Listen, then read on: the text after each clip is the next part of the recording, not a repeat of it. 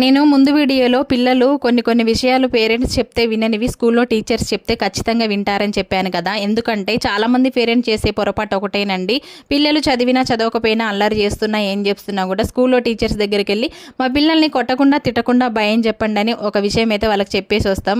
ఇంకా అది విన్న తర్వాత టీచర్స్ అయితే అయోమయంలో ఉంటారు.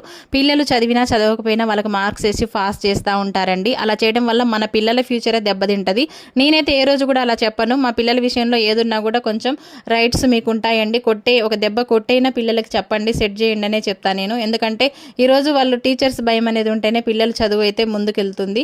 టీచర్స్ భయం కూడా లేకపోతే కాస్త కూస్తో ఇంటి దగ్గర మనము గారాబం చేస్తాం. ఆ గారాబం ఈ గారాబం పిల్లలకి చదువు సంస్కారం లేకుండా అయిపోతుంది. నాకు తెలిసి అందరూ పిల్లలు అలా ఉండరు, కొందరు పిల్లల గురించి నేను చెప్తున్నానండి. తప్పుగా ఎవరు అనుకోవద్దు.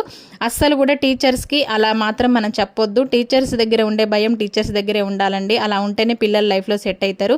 మీరేమంటారో కామెంట్ చేయండి.